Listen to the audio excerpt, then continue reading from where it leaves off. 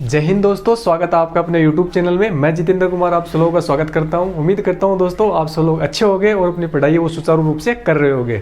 तो जैसा कि दोस्तों मैंने कल बोला था कि कल से ही नियमित रूप से आपके लिए वीडियो आएंगे और मैं अलग अलग एक सब्जेक्ट के ऊपर आपको एक वीडियो अवेलेबल करवाऊँगा, ताकि आपको ये समझने के लिए मिल सके कि किसी सब्जेक्ट को बेहतर तरीके से किस प्रकार से पढ़ा जा सकता है, ताकि जो अपन जो याद करते हैं वो लंबे समय के लिए अपने को याद रहे और कन्फ्यूजन बिल्कुल न के बराबर रहे, स्पेशली एग्जामिनेशन हॉल में। तो आइए दोस्तों, उसी चीज़ को ध्यान में रख के मैं ये वीडियो बना रहा हूँ। तो दोस्तों वीडियो पसंद आता है तो लाइक शेयर सब्सक्राइब करना ना भूलिएगा। तो देखिएगा दोस्तों, आज अपन पढ़ने वाले हैं दोस्तों वायुमंडल या फिर एटमॉस्फेयर। तो इसी वायुमंडल या एटमॉस्फेयर को दोस्तों आज अपन पढ़ेंगे। क्या होता है ये वायुमंडल और किस प्रकार से विद्यमान रहता है ये पृथ्वी के ऊपर। तो देखिएगा दोस्तों, सबसे पहले अपन थोड़ा सा इसका बेसिक इतिहास समझते हैं। क्या होता है वायुमंडल दोस्तों, एक बार अपन इसकी परिभाषा देखते हैं। तो देखिएगा दोस्तों, अपन इसकी परिभाषा अगर देना चाहे तो अपन बता सकते हैं कि पृथ्वी के चारों ओर जो वायु का आवरण है उसी को कहते हैं वायुमंडल।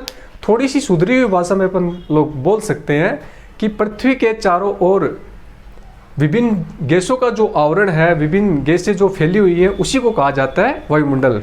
तो मिश्रित गैसों का जो समूह है उसी को वायुमंडल कहा जाता है। तो ये हुई दोस्तों अपनी परिभाषा। चूंकि दोस्तों अपन ने देखा कि पृथ्वी के चारों ओर विभिन्न गैसों के मिश्रित आवरण को वायुमंडल कहा जाता है। तो पृथ्वी के चारों ओर जो वायुमंडल है इसमें विभिन्न गैसें पाई जाती है और हम जानते हैं कि जो भी गैसें हैं तो सभी गैसों के जो गुण हैं वो अलग अलग प्रकार के होते हैं।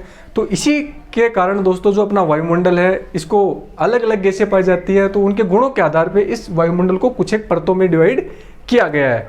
तो सबसे पहले अपन एक दो ऑब्जेक्टिव आते हैं यहाँ पे, काफ़ी सारे एग्जाम्स में आप लोगों को भी देखने के लिए मिले होंगे।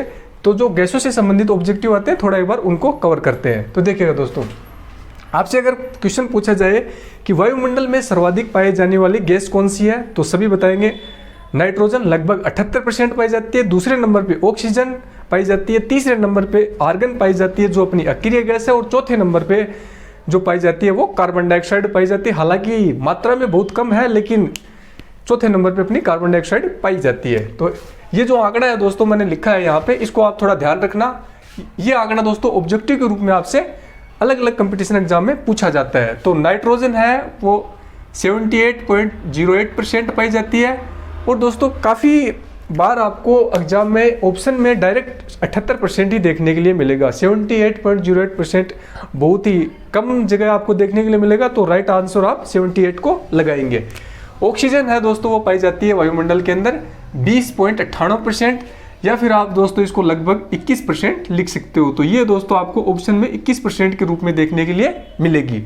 बात करते हैं दोस्तों आर्गन की। जो आर्गन है दोस्तों ये वायुमंडल में 0.98% पाई जाती है। तो इसको दोस्तों आप आसानी से याद रख सकते हो। उसके बाद बात करते हैं दोस्तों, पाई जाती है अपनी कार्बन डाइऑक्साइड गैस, जो एक भारी गैस के रूप में भी जिसको जाना जाता है। तो कार्बन डाइऑक्साइड की दोस्तों बहुत कम मात्रा पाई जाती है, 0.03% है दोस्तों ये कार्बन डाइऑक्साइड पाई जाती है। तो ये जो परसेंट का आंकड़ा है दोस्तों ये आपको ध्यान रखना है, पूछा जाता है। अब दोस्तों इन गैसों से भी कुछ एक ऑब्जेक्टिव और बनते हैं, उनको भी अपन यहीं पे देख लेते हैं। जो नाइट्रोजन है दोस्तों, नाइट्रोजन को दोस्तों पौधे हैं वो नाइट्रेट के रूप में ग्रहण करते हैं। ऑब्जेक्टिव आएगा आपसे पूछा जाएगा कि पौधे हैं वो नाइट्रोजन को किस रूप में ग्रहण करते हैं, तो ध्यान रखना नाइट्रेट के रूप में ग्रहण करते हैं। उसके बाद जो ऑक्सीजन है दोस्तों सभी जानते हो, ऑक्सीजन एक बहुत ही उपयुक्त गैस है। इसको मानव प्राणी है वो श्वसन में इसका प्रयोग करता है और निष्कासन के रूप में CO2 बाहर छोड़ता है। तो ऑक्सीजन का सभी जो जीव जंतु हैं वो ऑक्सीजन को श्वसन के रूप में प्रयोग करते हैं। बात करते हैं दोस्तों आर्गन से। तो आर्गन से दोस्तों एक ऑब्जेक्टिव पूछा जाता है कि वायुमंडल में सर्वाधिक कौन सी अक्रिय गैस पाई जाती है। तो ध्यान रखना, अक्रिय गैस आपसे पूछा जाए तो आप बताओगे आर्गन, जिसको AR सिंबल से अपन डिनोट करते हैं। बात करते हैं दोस्तों कार्बन डाइऑक्साइड से। कार्बन डाइऑक्साइड से दोस्तों एक जो ऑब्जेक्टिव आपसे पूछे जाएंगे, एक आपसे पूछा जाएगा कि जैसा कि मैंने बताया कार्बन डाइऑक्साइड एक भारी गैस है, और दूसरा दोस्तों आपसे पूछा जाएगा कि ग्रीन हाउस गैस के रूप में किसे जाना जाता है। तो ध्यान रखना दोस्तों, ग्रीन हाउस गैस के रूप में कार्बन डाइऑक्साइड को जाना जाता है। कार्बन डाइऑक्साइड एक ग्रीन हाउस गैस है।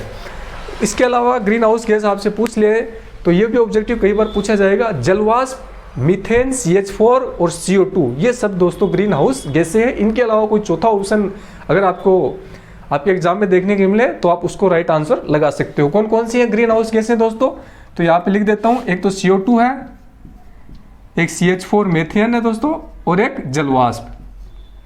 ये दोस्तों ग्रीन हाउस गैसों की श्रेणी में इनको शामिल किया गया है। ऑब्जेक्टिव आता है, इसको ध्यान रखना है। तो ये हुआ दोस्तों कि वायुमंडल में कौन कौन सी गैसें वो बहुतायत में पाई जाती है। अब थोड़ा सा अपन इससे आगे बढ़ते हैं। तो देखिएगा दोस्तों, ये हमारी रही पृथ्वी, ये हमारी रही पृथ्वी। चूंकि पृथ्वी है, पृथ्वी के चारों ओर दोस्तों विभिन्न गैसों का आवरण है और इसी को कहा जाता है वायुमंडल।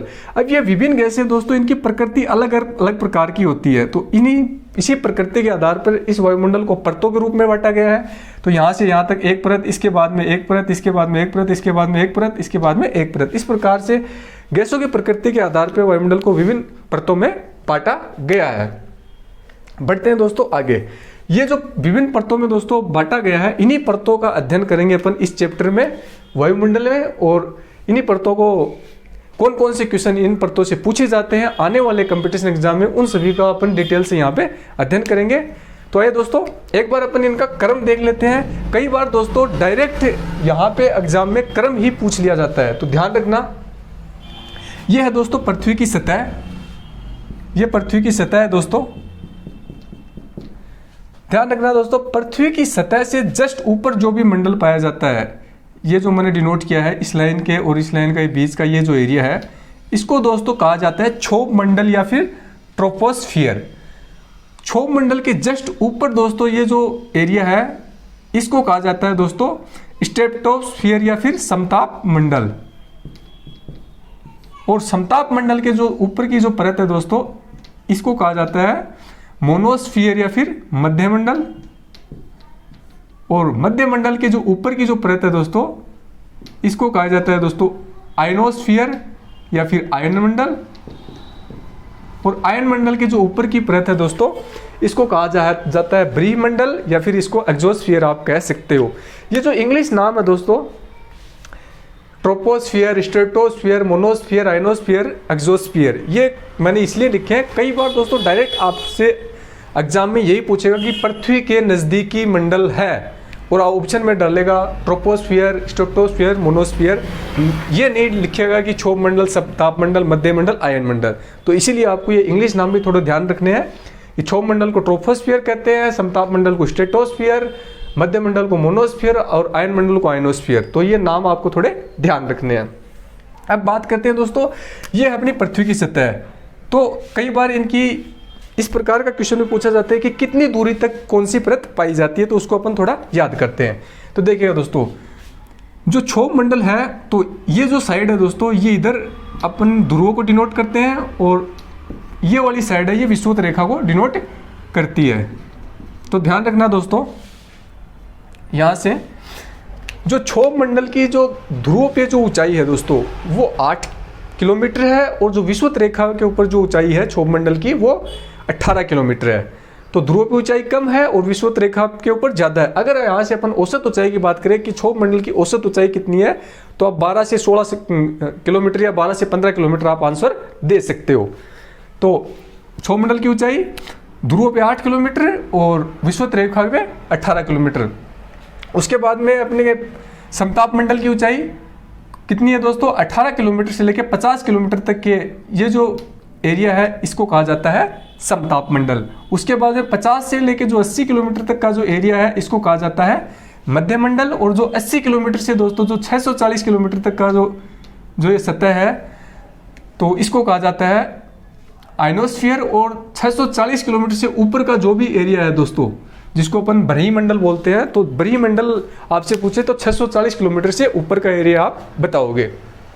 तो उम्मीद करता हूं दोस्तों, ये परतों का क्रम और कितनी ऊंचाई तक कौन सी परत पाई जाती है, यहां से आपको ये याद हो चुका होगा। एक बार अपन रिकॉल करते हैं। सबसे नीचे क्षोभ मंडल, उसके ऊपर समताप मंडल, फिर मध्य मंडल, मध्य मंडल बीच में, मध्य मंडल के 2 ऊपर और 2 नीचे। मध्य मंडल के 2 ऊपर कौन से दोस्तों? मध्य मंडल के एक ऊपर आयन मंडल और एक बरहीम मंडल, नीचे समताप मंडल और क्षोभ मंडल।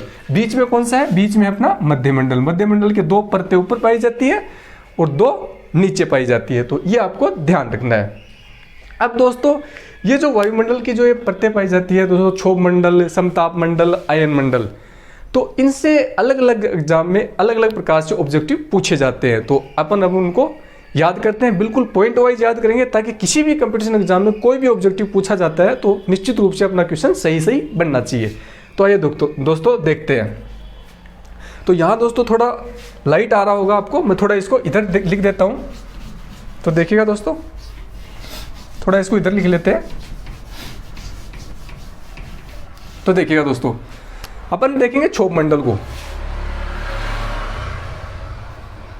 क्षोभ मंडल बिल्कुल पॉइंट टू पॉइंट पढ़ेंगे दोस्तों और याद रखने का प्रयास करेंगे। क्षोभ मंडल जैसा कि दोस्तों एक तो अपन यहां से ही बिंदु देख सकते हैं कि पृथ्वी के सबसे नजदीकी कौन है, पर तो पृथ्वी के सबसे नजदीक मंडल है वो क्षोभ मंडल है। तो एक तो सबसे पहला पॉइंट यही, सबसे नजदीक है पृथ्वी के, एक पॉइंट अपन यहां से याद कर सकते हैं। दूसरा दोस्तों यहां से अपन ने देखा ध्रुवों पे ऊंचाई कम है और विषुवत रेखा के ऊपर ऊंचाई ज्यादा है। तो दूसरा पॉइंट यहां से अपन इसको याद रखेंगे, ध्रुवों पर ऊंचाई कम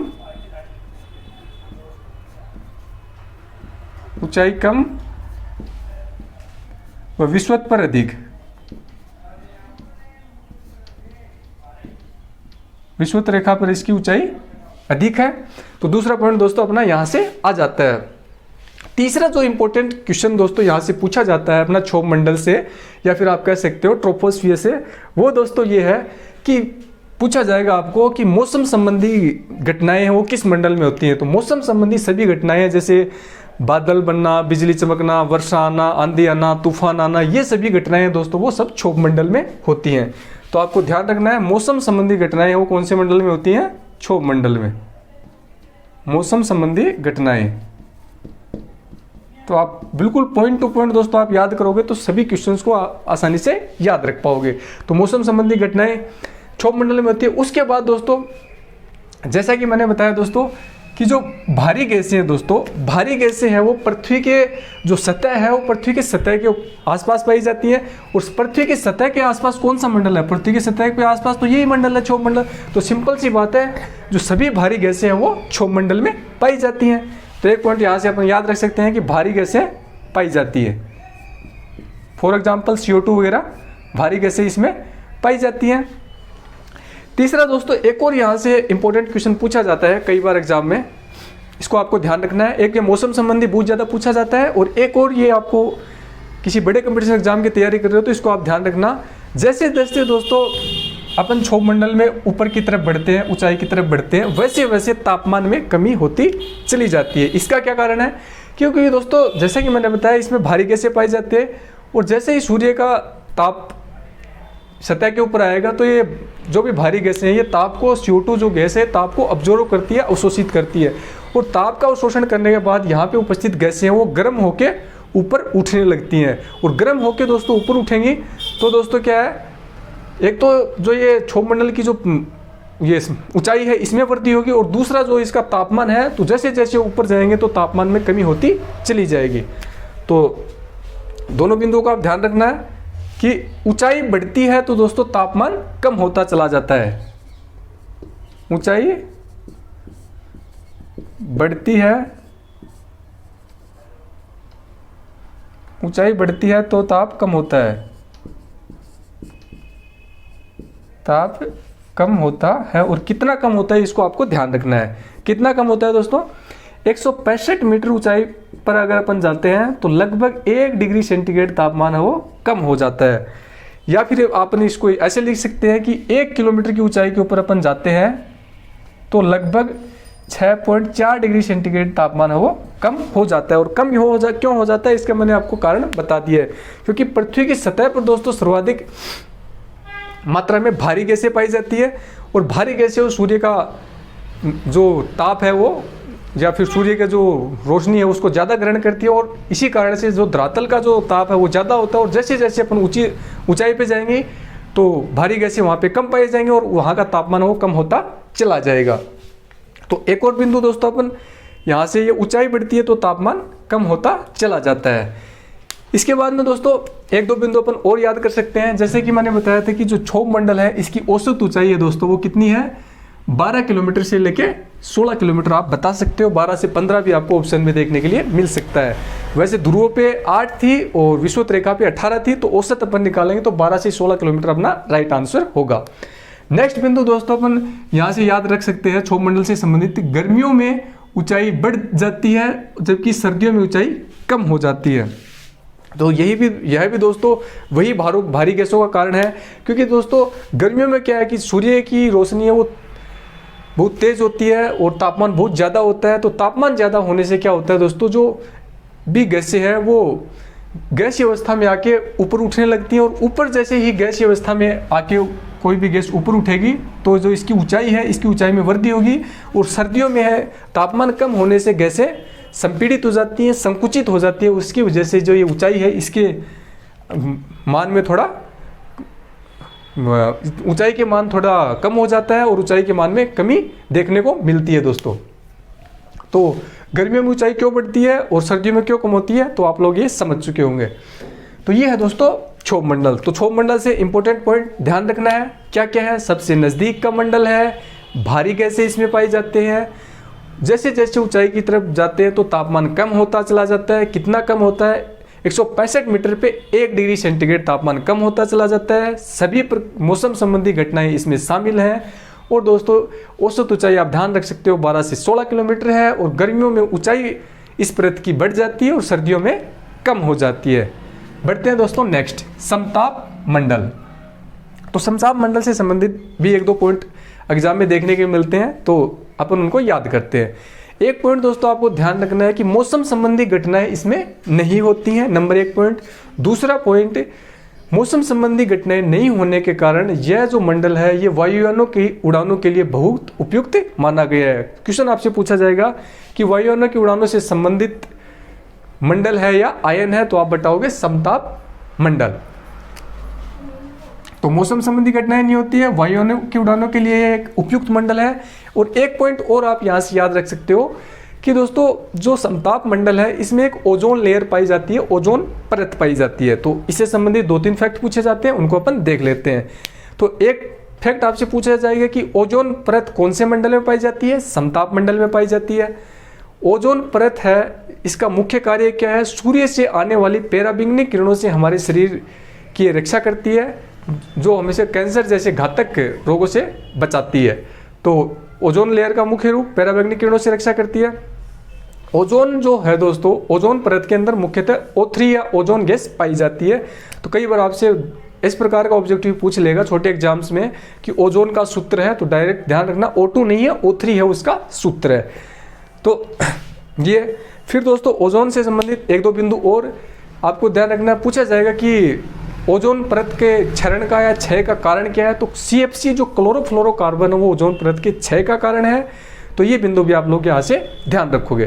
तो आइए एक बार इनको समझ लेते हैं। समताप मंडल, मौसम संबंधी घटनाएं नहीं होती हैं, वायुयानों की उड़ानों के लिए उपयुक्त है, ओजोन परत इसमें पाई जाती है। अपन ने देखा ये जो ओजोन परत है दोस्तों, ये सूर्य की पराबैंगनी किरणों से किरणें वो पृथ्वी पर नहीं पहुंचने देती, ये ओजोन परत उनको अवशोषित कर लेती है। तो ये बिंदु अपन ने देखा। और ओजोन का क्या उपयोग है, ओजोन को कौन नष्ट कर रहा है दोस्तों, ओजोन को कौन नष्ट कर रहा है, ओजोन जो लेयर है इसको CFC क्लोरोफ्लोरोकार्बन जो अपने रेफ्रिजरेटर के प्रशीतक में भरी जाती है, CFC गैस क्लोरोफ्लोरोकार्बन, तो ये है, ये ओजोन लेयर को धीरे धीरे नष्ट कर रहा है। बात करते हैं दोस्तों, ये क्वेश्चन भी एक दो बार देखने के लिए मिला है। ओजोन लेयर है जो परत है, इसकी आपको ऊंचाई पूछे जाएगी। तो ऊंचाई आप बताओगे 15 किलोमीटर से लेके 35 किलोमीटर तक की ऊंचाई पे ओजोन परत पाई जाती है। और एक और महत्वपूर्ण क्वेश्चन कि ओजोन दिवस आपसे पूछता है कि ओजोन दिवस किस दिन बनाया जाता है। तो आप बताओगे ओजोन दिवस वो 16 सितंबर को बनाया जाता है। तो उम्मीद करता हूँ और समताप मंडल से संबंधित सभी बिंदु आपके याद हो चुके होंगे। बढ़ते हैं नेक्स्ट। अब आता है दोस्तों मध्य मंडल। तो मध्य मंडल से संबंधित 2-3 चीजें आपको ध्यान रखनी है दोस्तों। एक तो दोस्तों इसमें उल्का संबंधी घटनाएं पूछे कि उल्का संबंधी घटनाएं वो कौन से मंडल में होती हैं। तो उल्का संबंधी घटनाएं ध्यान रखना है दोस्तों, वो मध्य मंडल में होती है। अब ये उल्काएं क्या होती है दोस्तों? उल्काएं अपन एक छोटी सी परिभाषा के रूप में इसको समझ सकते हैं कि जैसे कि दोस्तों सूर्य एक अपने सौरमंडल का प्रमुख केंद्र है, तो सूर्य के चारों ओर दोस्तों पृथ्वी और अन्य ग्रह, उपग्रह, क्षुद्र ग्रह, उल्कापिंड ये सब चक्कर लगा रहे होते हैं।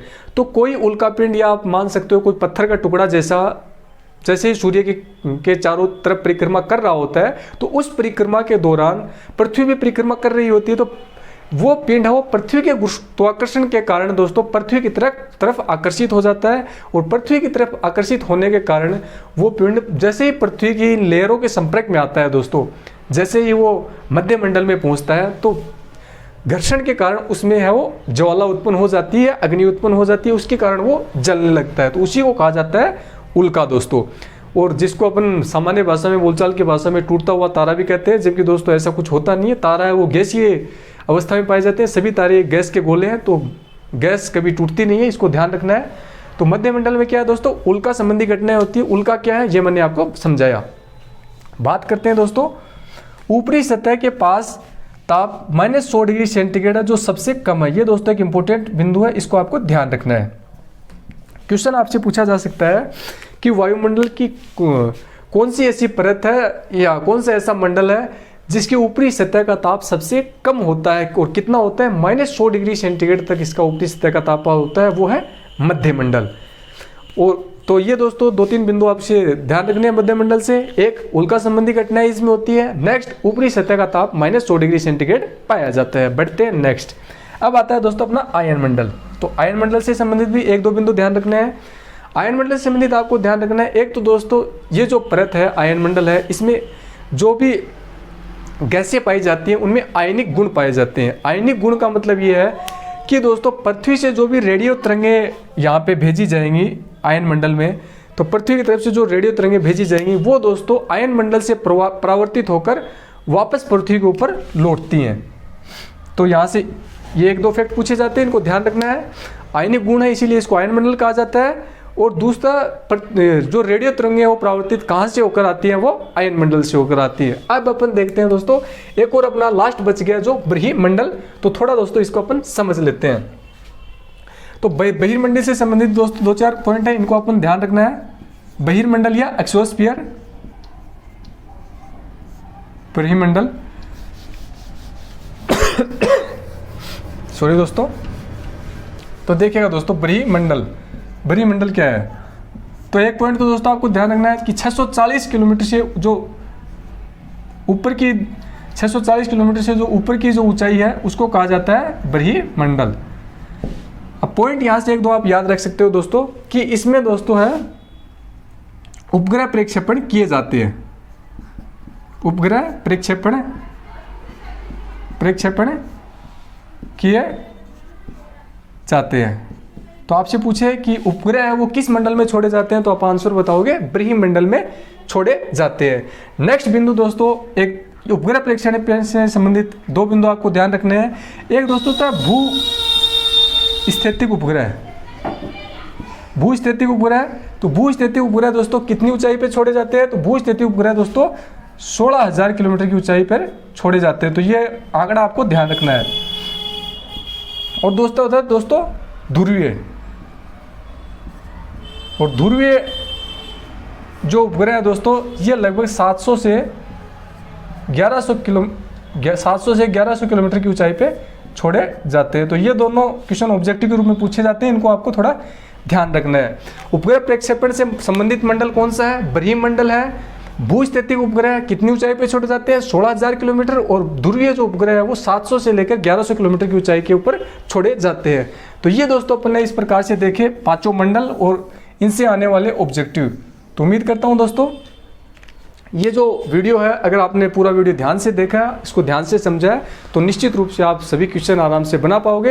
वीडियो देखने के बाद दोस्तों आप इसके ऑब्जेक्टिव जरूर बनाएं। जब तक आप ऑब्जेक्टिव नहीं बनाओगे तब तक आप सफल दोस्तों नहीं होगे।